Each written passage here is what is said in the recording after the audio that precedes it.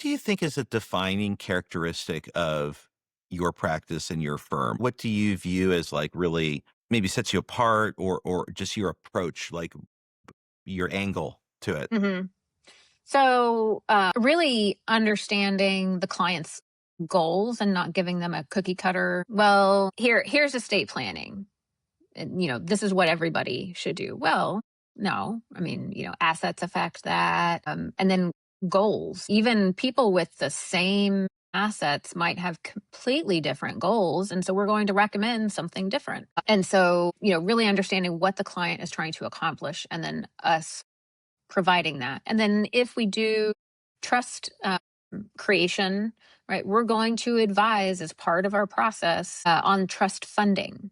I can think of this was maybe 5, 6 months ago now, meeting with a client in San Antonio. And she thought, right, her husband had died. She wanted me to look at the trust. And I looked at it and I said, well, your house was never put in the trust.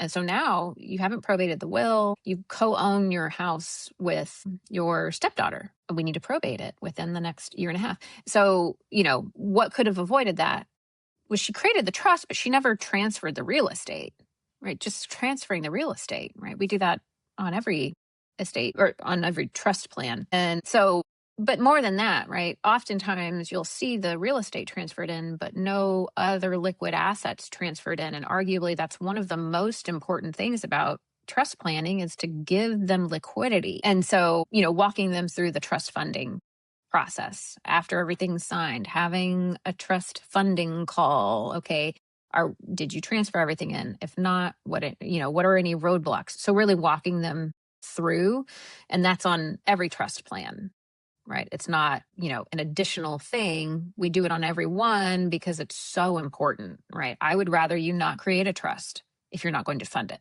because that's one of the other scenarios that we don't love on the probate side. We have a trust, nothing's in it, so it doesn't, not only does it not accomplish anything, but it makes it more difficult because now, I can think of this probate matter. I think we're concluding it now, but probated both parents' estates and then had to do trust administration. So, and there was nothing in the trust. So it didn't accomplish anything, only to make it more difficult.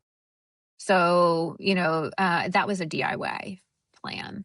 So, so the trust funding piece, and then really kind of on the education piece, providing clients the drafts, having a call to review the drafts so that we know, okay, this is how this works, right? This is what this says, making sure it's what the client wants. And so they understand how the plan will work later and confirm, okay, this is accurate. This is what you want. Great. And then, of course, facilitating the signing. And most attorneys do that, but not all. The signing can be just as important, right?